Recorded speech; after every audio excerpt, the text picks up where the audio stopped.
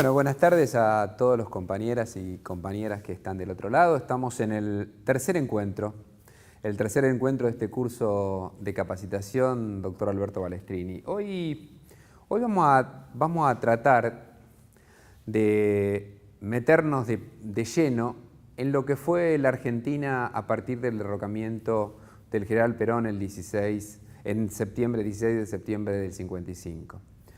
Y vamos a intentar describir rápidamente algunas cuestiones que hacen a esa etapa que de alguna manera están marcadas por la proscripción del peronismo.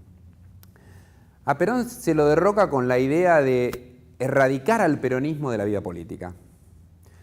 Y lo que vino después es una serie de gobiernos militares y civiles por supuesto enmarcados con la proscripción del peronismo y enmarcados entonces por una especie de semidemocracia, porque la verdad, al estar el partido mayoritario proscripto, todos imaginamos lo que pasa con esas elecciones que no son tan populares.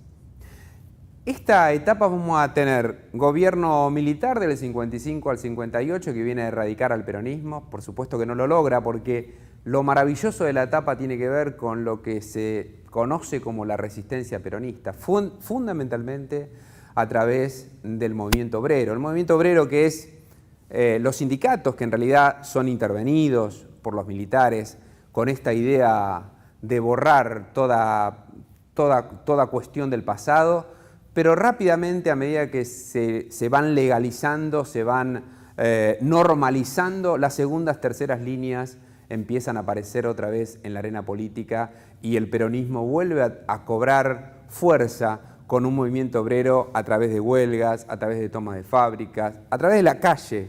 Por supuesto, no exento de persecuciones. Esta llamada revolución libertadora, espantosamente llamada así, para nosotros claramente desde el peronismo es la revolución fusiladora, precisamente porque ni más ni menos que produce algunos fusilamientos, pero además encarcela, además persigue. Y toda esa etapa va a estar caracterizada desde ese lugar. Porque el primer gobierno que surge con una elección sin la mayoría, con el peronismo proscripto, es el gobierno del doctor Frondizi. Y Frondizi lo que hace, en realidad, también, más allá que hace un acuerdo con Perón solicita, pide a sus votantes que acompañen a Frondizi. Frondizi hace todo lo contrario a lo que venía diciendo antes. Frondizi cambió toda su concepción. Frondizi pedía todavía, durante el gobierno de Perón, pedía algunas radicalizaciones, pedía, por ejemplo, que el petróleo esté en manos del Estado, que se expropiaran algunas empresas vinculadas con el petróleo, y cuando llega al gobierno hace todo lo contrario. Cualquier parecido con las realidades actuales es pura casualidad, la verdad, nos encontramos siempre con eso, ¿no? Y el doctor Frondizi, que tiene ese acuerdo, en ese acuerdo que además no cumple porque su modelo económico es bastante contrario, ahora vamos a hablar rápidamente de eso, muy someramente, pero además lo único que cumple es levantar ciertas proscripciones y bueno, viene el golpe de Estado cuando levanta las proscripciones y el peronismo vuelve a ganar elecciones, ¿no? En el 62. Pero Frondizi también persigue el movimiento obrero, inventa ahí un plan, el plan CONIPTE, que es el plan por las conmociones internas, con la excusa de que de alguna manera se los estaba desestabilizando, y ahí tenemos procesamiento obrero, persecuciones, cárcel. Y después, lo que va a venir después con el 66, con la figura de Onganía, todavía es mucho más fuerte. De todas maneras, el movimiento obrero se mantiene firme, el movimiento obrero se organiza. Ahí van a tener colgado en la página una prueba importante de lo que significaba el movimiento obrero de la época. 2 congresos, el resultado de 2 encuentros del movimiento obrero. El encuentro de La Falda y el encuentro de Huerta Grande. Así están definidos, lo van a tener colgado para que ustedes puedan leer con claridad y no dedicarnos en este momento a eso. ¿Cuáles serán las propuestas del movimiento obrero frente a esta etapa? Esta etapa que ya sea por gobiernos civiles o por gobiernos militares, tiene algunas características que son importantes mencionar y también en esto hay enormes similitudes. había que erradicar al peronismo, había que erradicar ese modelo que distribuía ingresos, había que erradicar esa idea de defensa del mercado interno, había que erradicar la idea de un Estado presente, fuerte, que interviene en el mercado y que de alguna manera permite una industria nacional que va siendo pujante. Y lo que vamos a tener en esa etapa, ya sea con el gobierno de Frondizi o después durante el gobierno de Onganía, esta idea que, bueno, al peronismo le faltó desarrollar industrias de base. Ya lo había dicho Perón. En el 53 Perón intentó abrir la economía a los capitales externos y de alguna manera Perón había intentado avanzar con un sistema económico más dinámico en función de esas inversiones y obviamente, por supuesto, no sin dificultades. Acá la idea es también industrias de base ahora con la incorporación del capital externo, fundamentalmente norteamericano, pero la diferencia con el peronismo es que acá se va dejando de lado la defensa de lo nacional. Y con Frondizi se logra una incorporación de nuevas industrias, fundamentalmente en el tema automotriz, en el tema del petróleo. La verdad que vienen a avanzar en la concentración económica. Ya empezamos a hablar en la Argentina de concentración económica de las grandes empresas. Y avanzan también con un fenómeno que cada vez se va agravando, que son los desequilibrios regionales. Empiezan a aparecer cada vez más en la Argentina regiones o provincias casi inviables, que son abandonadas en esa idea de desarrollar exclusivamente las industrias de base pensando en que ese es el único eje, las inversiones, la lluvia de inversiones. Escuchamos hoy, estamos todavía esperando la lluvia, pero más allá de eso vivimos escuchándola. Ahora, el problema siempre es el mismo, el problema de estos gobiernos, ya sea durante Frondizi, ya sea durante Onganía, ya sea, algunos que están del otro lado se va a acordar seguramente, durante Álvaro Alzogaray, ministro de Economía, allá por el 59, Cray Gerbasena, ministro de Economía, allá por el 67, dos liberales claramente. ¿Cuál es el planteo? Un planteo muy similar al que escuchamos hoy. Miren, el problema de la Argentina y el problema que había dejado el peronismo era la inflación. Algunas aclaraciones. La inflación promedio del peronismo del 46 al 55 no superó el 20-22%. Ahora, ese era el problema. ¿Le suena parecido? Le suena parecido a lo que decimos hoy. La inflación. Y, por supuesto, un problema de balanza de pagos. Digo, porque generalmente se requieren dólares para. Esos dos temas, ¿cómo se solucionan durante esta etapa? ¿Cómo se pretenden solucionar durante esta etapa? Con recetas que son muy similares al hoy. ¿Cuáles son las recetas muy similares al hoy? Para bajar la inflación, o al revés, la inflación se da porque hay exceso de demanda. Entonces lo que tenemos que hacer es un mercado que no tenga controles internos. Claro, imagínense, Perón había puesto precios máximos. Pero además hay que liberalizar ese comercio exterior. Imagínense, Perón había nacionalizado el comercio exterior. Era el Estado el que se encargaba de comprar y vender. Imaginen eso frente a la idea de estos liberales de entonces. Hay que hacer eso, pero además hay que bajar el salario.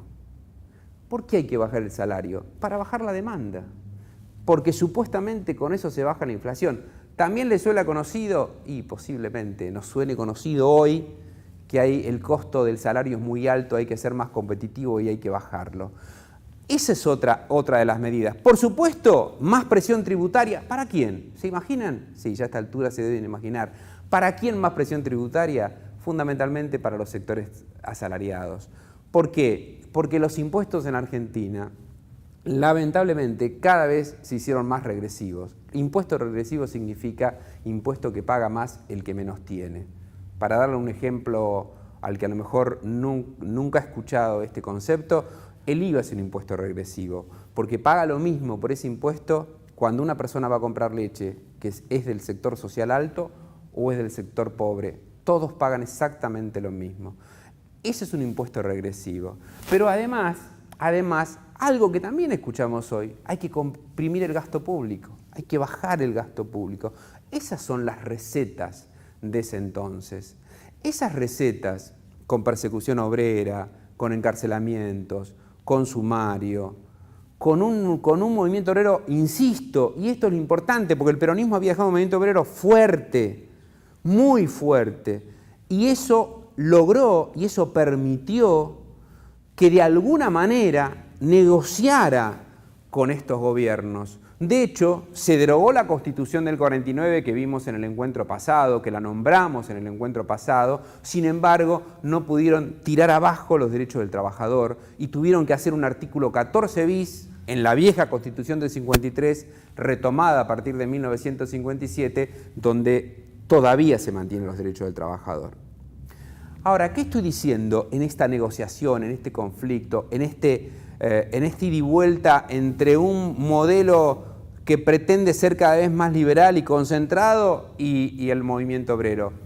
Estoy diciendo que sí van logrando una cosa que tiene que ver con la política social específicamente, es parte de la política pública de entonces. Se reduce el reparto de la torta en favor de los trabajadores. En el segundo encuentro habíamos dicho con claridad que en la lógica del peronismo la distribución del ingreso era 50 y 50. 50% para los sectores asalariados y 50% para los sectores no asalariados, para el capital. Había sido un logro, realmente era un logro. No la condición de igualdad plena, por supuesto, pero un logro ese. En esta etapa, lo que vemos en toda esta etapa del 55 hasta la vuelta del peronismo en el 73, el salario obrero se va a ir reduciendo y ese reparto de la torta, este 50% que tenían los sectores asalariados, se va a ir achicando y el promedio va entre 35 y 40%. Miren cuál es la lógica. La lógica es, ¿la escuchan ahora? Me suena que ahora también. Primero hay que crecer y después vendrá la distribución. Siempre igual, hay que hacer crecer.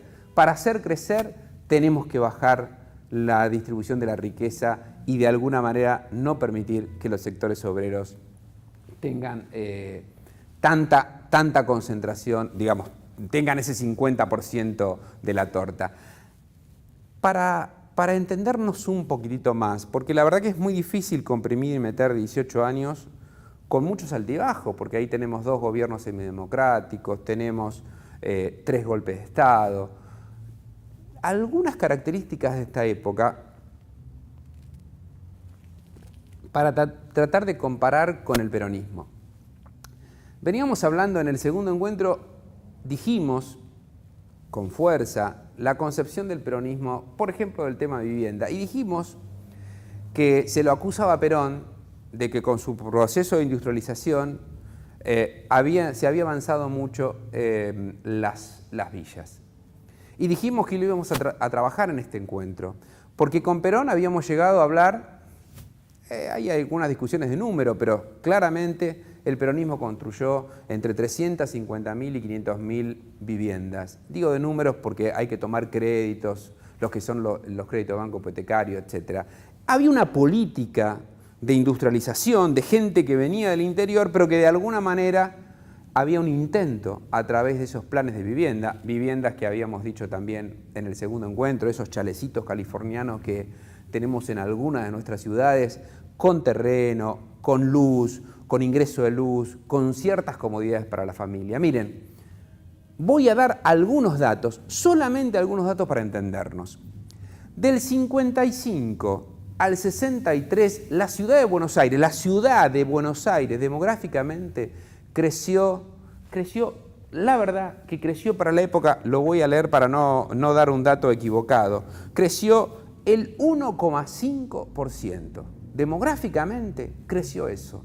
¿Saben cuánto crecieron las villas miserias de la ciudad de Buenos Aires en esa época? El 10%.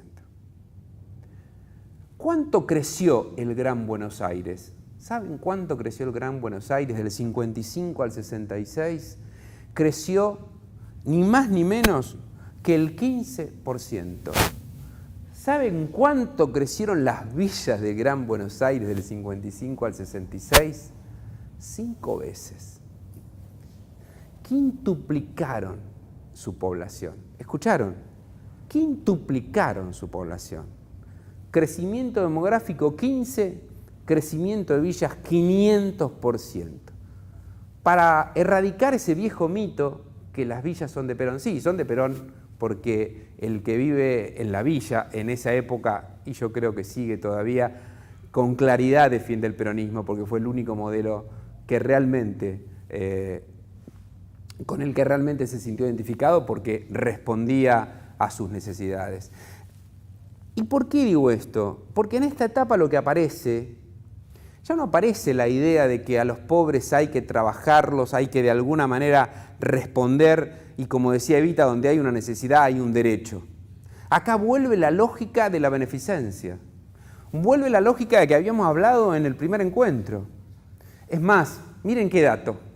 Aramburu, uno de los primeros presidentes, una vez que se derroca Perón, cuando el día antes de dejar el gobierno para que asuma Frondizi, ¿saben qué hace? Restituye la vieja sociedad de beneficencia que había intervenido el peronismo y que había dejado caduca el peronismo. Miren qué símbolo, ¿no? Frondizi, que ganaba con acuerdo de Perón el día antes, el presidente que se va le restituye la sociedad de beneficencia. Miren qué cachetazo a los sectores populares. Lo peor que Frondizi, que había ganado con acuerdo de Perón, la mantiene. Eso también. Pero en el fondo lo que estoy diciendo es que se vuelve a esa lógica. No hay que atender. La atención deja de ser una prioridad. No está en la agenda. Revisamos cualquiera de las investigaciones, de las políticas sociales de esa época, no está en agenda el tema de los sectores populares. ¿Por qué? Porque vuelve esa lógica que hoy la escuchamos. Primero hay que crecer. A ver, hoy tenemos un presidente que dijo pobreza cero. Y lo último que dijo que para terminar la pobreza cero vamos a tener que estar 50 años, más o menos. La verdad, eso es lo que tenemos que entender. Pero avanzo un poquitito más. No solo no consideramos si no está en agenda el pobre, sino también lo tenemos que sacar de los lugares donde son un obstáculo, donde no queda bien. Estoy hablando de erradicar villas. Y les voy a dar dos ejemplos de esta etapa. El ejemplo con Frondizi y el ejemplo con Onganía, Levingston, Lanuse, la dictadura del 66 en adelante. Miren, Frondizi lo que instrumentó en su momento fueron los barrios Sebe, así se llamaba. Para lo popular eran los barrios medio caño. Eran casas muy precarias, si se quiere, con una estructura, con un techo de zinc curvado, por eso se llamaba medio caño, con una letrina. Escuchen lo que estoy diciendo, una letrina, hablando de ciudad, por fuera de esa estructura, una letrina como baño que no tenía más de 1 metro de profundidad. Miren la concepción, miren la diferencia entre eso y los chalés californianos de la época del peronismo. Y Onganía va más allá. Onganía, Levingston, Lanuse, digo porque lo empieza Onganía, pero después sigue, crea lo que llamó los núcleos habitacionales transitorios. Porque, ¿se acuerdan? Ese viejo mito de que la gente que se le daba a las casas de Perón levantaba el parqué para hacer asado. Un mito no comprobado en ningún lado. Todos lo dicen de oído, porque en el fondo había que circular eso como mito para crear una estigmatización de ese pobre, que lo escuchamos hoy vivimos, con la diferencia ya no es boca a boca, sino es vía televisión o vía redes, se implantan cosas, te plantan situaciones que la repetimos todos, que la repiten todos como si fueran ciertas. Bueno, frente a ese mito, Onganía dice que hay que enseñar a la gente a ir a vivir a un lugar para que aprenda a vivir con agua y cloacas. ¿Saben qué era un núcleo habitacional transitorio? Eran casillas premoldeadas de 2,50 por 2,50 por 2,20 de alto. Escuchen lo que estoy diciendo. Esas eran las casillas premoldeadas de la época de Onganía. Iban a ir a vivir de 6 meses a 1 año. Y les voy a dar algún dato. Onganía pensaba construir 8.000 por año, 24.000 en 3 años. ¿Saben cuántas construyó? Nada más que 6.657 viviendas. Nada más que eso.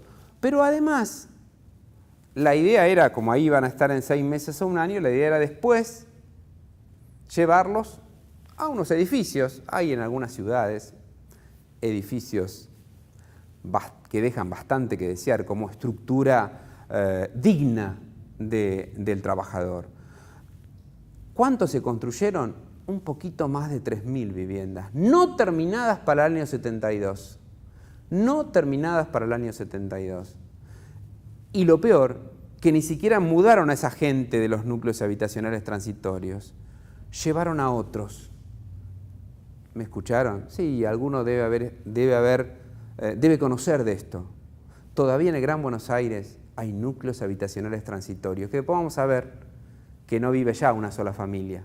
Viven muchas más familias cuando la cuestión social se empeora. Pero eso solamente para entender cómo percibían al otro, cómo pensaban que debía trabajarse la política social, la política pública hacia los pobres. Y la verdad que el tiempo hoy ya se nos va, pero el peronismo vuelve, 18 años proscripto, Perón no se lo deja volver rápidamente porque se hace una cláusula de 6 meses de residencia, tiene que ir cámpora, sin entrar hoy en eso, pero Perón vuelve y en su año de gobierno, porque fallece en el 74, vuelve la distribución de la renta 50% para el trabajador, 50% para el capital, en un año. Eso se llama decisión política y le podemos decir a nuestros actuales gobernantes que no hay que primero crecer para distribuir, hay que crecer y distribuir. Si no se crece y se distribuye, la pobreza aumenta. Por supuesto, si tienen esa concepción de los pobres, la pobreza va a seguir aumentando. Les pedimos que se animen, así como dijimos en el segundo encuentro, que escriban, que relaten, cuestionen qué hacen fundamentalmente a los años de la resistencia peronista. Hay hermosas anécdotas, hay hermosos relatos de resistencia peronista de las tías en el norte de nuestro país, así llamadas. Animémonos a escribir si conocemos algún relato de la resistencia, de la persecución de nuestros compañeros, de nuestros militantes peronistas de la época. Anímense a escribirnos. Queremos reconstruir otra vez, para estar más vivos que nunca, la historia de nuestro pueblo. Nos vemos el próximo encuentro.